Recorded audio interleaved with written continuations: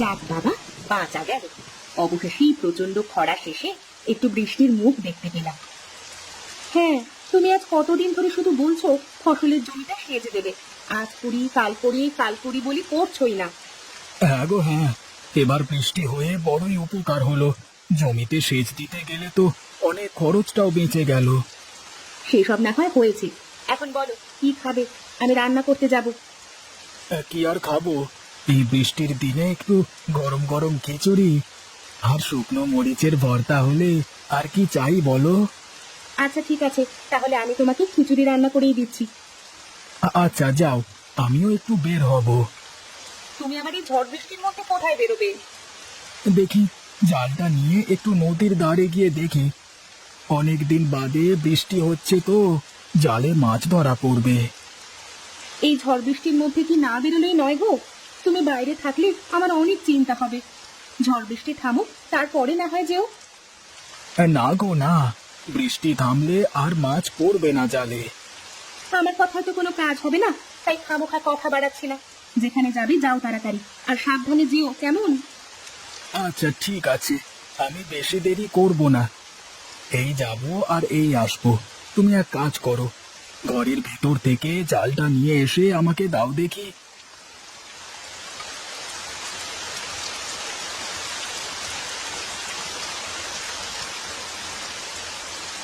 এই নাও গো জাল।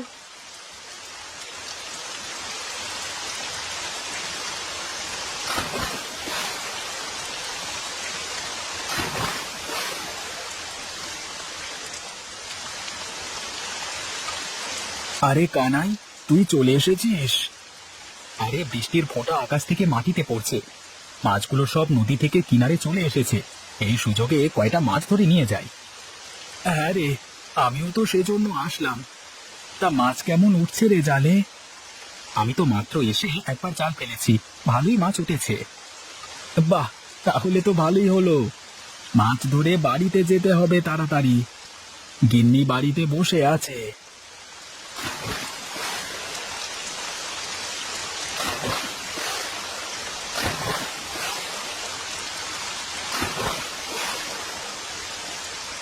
চল রে চল, অনেক মাছ ধরেছি, এবার বাড়িতে যাই। গিন্নি আবার পথে বসে আছে, কখন বাড়ি যাব। হ্যাঁ হ্যাঁ, তাই চলো, দুজন মানুষ এত মাছ ধরে কে খাবে বলো। ওগো গিন্নি, কোথায় গো? দেখো দেখো, কত মাছ ধরে নিয়ে এসেছি দেখো। তুমি ওপরে উঠে না এসে ওইভাবে উঠানে দাঁড়িয়ে বৃষ্টিতে ভিজছো কেন? আরে রাখো তো, আমি তো অনেক আগেই বৃষ্টিতে ভিজে গেছি, এখন একটু ভিজলে কিছু হবে না। আর তুমি দেখো কত মাছ ধরে এনেছি দেখো। ও মা, তুমি তো এই গেলে আর এই এলে, এইটুকু সময়ের মধ্যেই এতগুলো মাছ পেয়ে গেছো? হ্যাঁ গো হ্যাঁ, নদীতে আজকে প্রচুর মাছ পড়েছে। তা আর একটু সময় থেকে মাছ ধরলেই তো হতো, এত মাছ তো আর প্রতিদিন হবে না। আরে এত মাছ দিয়ে কি হবে গিন্নি, তাকে খাওয়াবে এত মাছ? আমাদের তো একুলে উকুলে দুকুলে কেউ নেই। তা তুমি ঠিকই বলেছো, মানুষের কত আত্মীয় স্বজন থাকে, আর আমাদের তো কোনো আত্মীয় স্বজন কেউই নেই। হ্যাঁ গো হ্যাঁ, কি পোড়া কপাল আমাদের, নিজেদের আপন একটা লোক নেই। এসব কথা বাদ দাও তো, তুমি আগে ওপরে উঠে এসো, সে কখন থেকে দাঁড়িয়ে দাঁড়িয়ে ভিজছো। এই নাও গো গিন্নি, মাছগুলো ভালো করে কেটে মাছের ঝাল বানাও তো।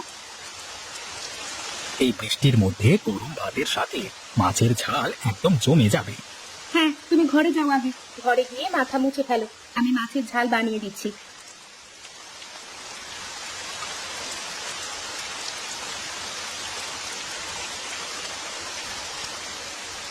আহা, বৃষ্টির দিনে গরম গরম খিচুড়ি সাথে মাছ ভাজা, একদম পুরো জমে গেছে গো গিন্নি। হ্যাঁ গো, খাও খাও, মন ভরে খাও। আচ্ছা ভালো কথা, আমার মা আসতে চেয়েছিল, সে কথা কি তোমার মনে আছে? হ্যাঁ হ্যাঁ, আছে আছে, মনে আছে, কেন মনে থাকবে না। হ্যাঁ, মা তো মনে হয় কাল পরশু আসবে তাই না? তুমি একটু বাজার হাট করে রেখো কালকে, কেমন? আচ্ছা আচ্ছা ঠিক আছে, আমি অনেকগুলো টাকা গুছিয়ে রেখেছি, এবার মা আসলে খুব ভালোভাবে আপ্যায়ন করবে। কতদিন পরে আসছেন। হ্যাঁ গো, আর বাজার থেকে একটা ভালো শাড়ি কিনে আনবে, যেন মাকে দিতে পারি। আচ্ছা আচ্ছা ঠিক আছে, আনবো। সে কথা কি আমাকে মনে করিয়ে দিতে হয় নাকি? তুমি যা ভুলো মানুষ, মনে করিয়ে দেবো না তো কি করবো বলো? আমার খাওয়া শেষ গিন্নি, চলো ঘরে চলো। তুমি যাও, আমি থালা বাসনগুলো ধুয়ে দিয়ে সবকিছু গুছিয়ে তারপরে আসছি। আচ্ছা বেশ, তাহলে আমি ঘরে গিয়ে শুয়ে পড়লাম, তুমি এসো।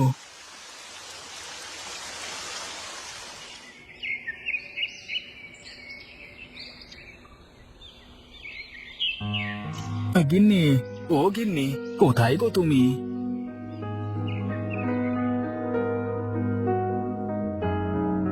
এই তো, কি হচ্ছে গু?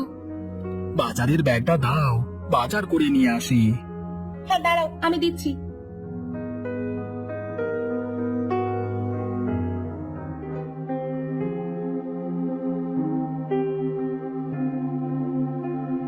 এই নাও তোমার ব্যাগ।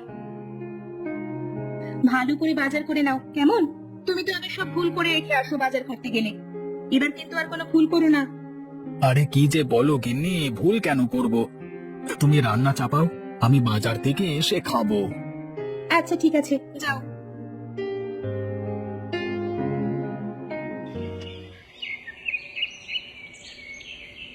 আজ আমি একটু ভুল করব না, সব ঠিকঠাক বাজার করে নিয়ে বাড়িতে যাব। এই গোপাল, কোথায় যাচ্ছিস? দাঁড়া। আরে কানাই যে, তুই কোথায় যাবি? আমি একটু বাজারের দিকে যাব, বাড়িতে তরি তরকারি সব শেষ হয়ে গেছে তো, তাই একটু তরকারি কিনতে হবে। ও আচ্ছা আচ্ছা, তাহলে ভালোই হলো, বাজার করবার একজন সঙ্গী পাওয়া গেল। আমিও বাজারে যাচ্ছি। হ্যাঁ হ্যাঁ, চল।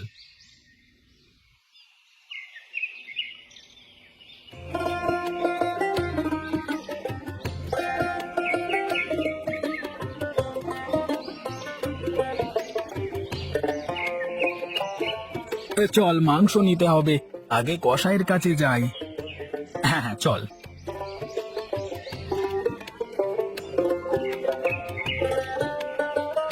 আরে দাদা, মাংস কত করে দিলে গো?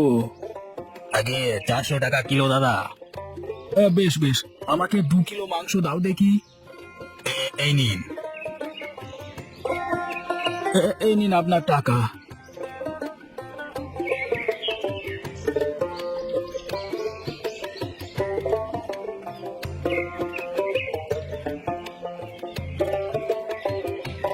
আরে দাদা, সে কি মিষ্টি নেবে গো? হ্যাঁ, রসগোল্লা, সমসম নাকি কালো জাম?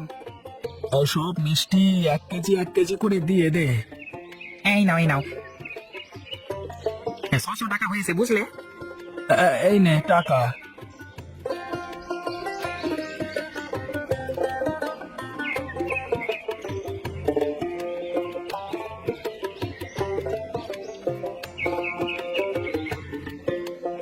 এই যে দাদা, বড় রুই মাছটা কত? কি রে গোপাল, আজকে এত বাজার করলি কেন? তোকে তো কখনো এত বাজার করতে দেখিনি।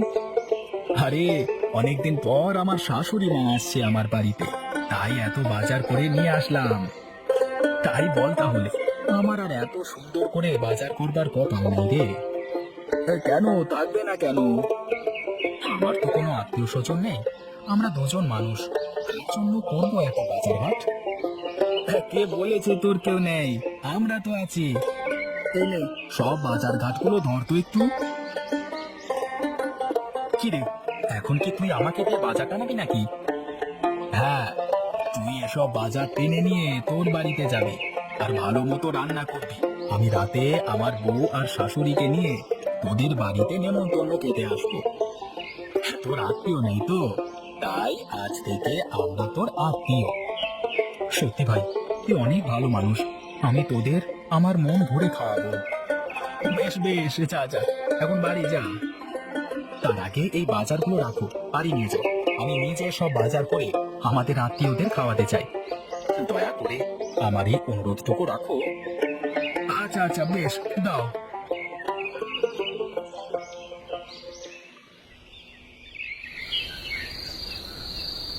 গিন্নি, হয়েছে, চলো চলো, কানাই আমাদের জন্য অপেক্ষা করছে।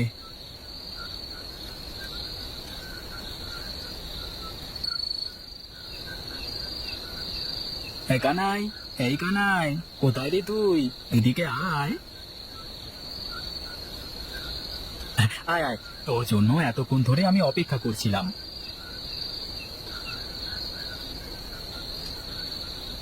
আজ প্রথম কাউকে আমার বাড়িতে দাওয়াত করে খাওয়াচ্ছি। খান, আপনারা পেট ভরে খান। কেন কেন এর আগে বুঝি তুমি কাউকে দাওয়াত করে বাড়িতে খাওয়াওনি? আমরা কি প্রথম? হ্যাঁ, আপনারাই প্রথম আসলেন। আমার কোনো আত্মীয় স্বজন নেই তো, ওই জন্য কাউকে খাওয়ানোর সেই সৌভাগ্যটুকু আমার হয়নি। আমি সেই জন্মের পরেই আমার মাকে হারিয়েছি, আমার দাদির কাছে বড় হয়েছি, কিন্তু বিয়ের কিছুদিন পর আমার দাদিও আমাকে ছেড়ে চলে যায়। আমারও সেই একই অবস্থা, বুঝলেন। আমি আমার বাবা মায়ের মুখ কখনো চোখে দেখিনি। ওর কাছে থেকেই বড় হয়েছি, নিজের আপন বলতে কেউ নেই। অমন করে বলিস না, মালতী আমার মেয়ের মতো, আর তুমি তাহলে আমার মেয়ের জামাই। আজ থেকে আমরা সবাই তো আত্মীয়। আরে হ্যাঁ কানাই, আজকে থেকে তুমি আমার ভাই। আজ থেকে আমরা সবাই এক পরিবার। সত্যি আজকে নিজেকে অনেক ভাগ্যবান মনে হচ্ছে। আজকে তোর জন্য আমি একটা পরিবার পেয়ে গেলাম, আত্মীয় স্বজন পেয়ে গেলাম। প্রতিবেশীর আত্মীয় যে নিজের আত্মীয় হয়, তোকে না দেখলে বুঝতাম না। শুধু আত্মীয় বললি হবে না, মাঝে মধ্যে কিন্তু আবার দাওয়াত করে খাওয়া দাওয়া হবে।